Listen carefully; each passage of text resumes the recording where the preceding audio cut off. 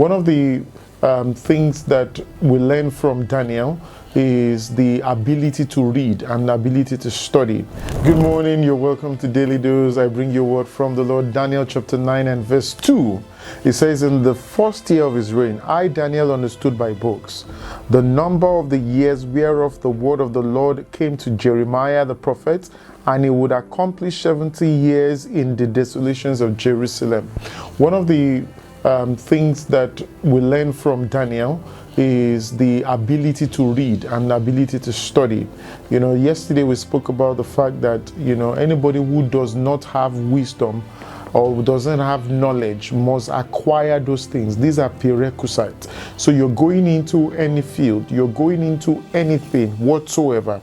How much research have you done on that subject matter? It is essential, it is crucial that you acquaint yourself in the field where you have chosen. So somebody comes and says, I've given you XYZ to do. It is important to acquaint yourself. In fact, sometimes, which is why, a lot of people go into projects like building projects, and by the time they are done with the building project, the level of knowledge they've acquired on that subject matter can never be compared to when they weren't. And you can't take, that's the thing about knowledge, you cannot take it away from people.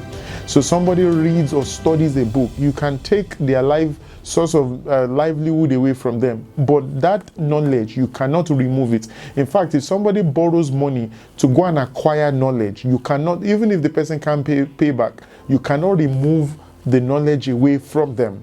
And this is how deep knowledge is. So he says, in the first year of his reign, Daniel understood by books the number of years whereof the word of the Lord came to Jeremiah, which means he started studying the book of Jeremiah, those conversations that this thing is going to be for 70 years. Everyone must be knowledgeable about the things that makes them, or which brings you into a place. So you work in a particular organization, the work that you're doing beyond the job description, how much more have you gone to research? You are a father, how much more have you researched about the different phases or stages of fatherhood beyond the toddlers or the pregnancy, and as your children begin to grow, you're in a particular level, you're in a particular stage on your health situation, for instance, because you're never going to be young for the rest of your life. How much have you understood by books? You must understand every phase of your life by books. So,